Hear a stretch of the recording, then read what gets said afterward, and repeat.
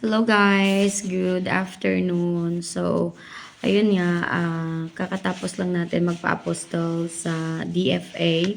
So, since December 2024, last year, nagbago yung policy ng DFA na hindi na pwedeng mag-walk-in. Unlike before, nung 2024-23, before talaga, ay ina-allowed pa nila yung walk-in. May specific number of slots lang na pwede mag-walk-in.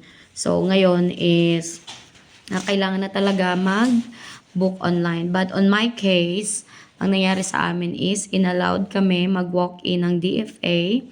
At ang ginawa lang namin ay, first is, hanapin mo yung email address nung DFA na gusto mong puntahan. So for example, on my part, sa La Union kami nag-email kasi nasa taga Pangasinan kami, Malasike. So I emailed La Union branch na nagre-request sa kanila na kung pwede is maipa-expedite or ma-allowed na ma-walk-in yung documents namin kasi kailangan na talaga. Kasi upon checking sa online, yung slot na available is parang this January 30 pa lang yun, pero February 20 na yung available slot nila. At napakahirap talaga kumuha ng slot. So, ayun yan, nakiusap ako. At then, ang nangyari is, nag-email sila sa akin, thanks God, because, mabilis sila sumagot actually, na kung urgent yung documents, yung kailangan na talaga is, mag-submit lang ng mga proof na kailangan nyo na talaga yung apostle. So, for example, on my part, OFW kami, and then yung asawa ko is need na mag-process ng work permit, tsaka kasi expired na yung visa niya, under my visa. So, ang nangyari is,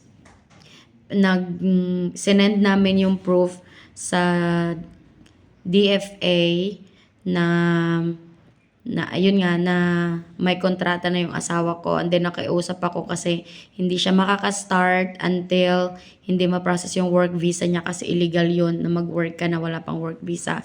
Nakiusap ako, and then sinend ko din yung picture ng visa ng asawa ko na mag-expired na, and ayun nga for approval daw, pero kasi yung sa kontrata nakalagay is February 4 na mag-start. So, una, ayaw nila ako pagbigyan. Pero, in-explain ko yung situation na ganun nga hinahabol namin kasi kailangan pa ipadala dito sa bansa kung saan kami nakatira ngayon yung mga documents. So, mag-take long talaga siya.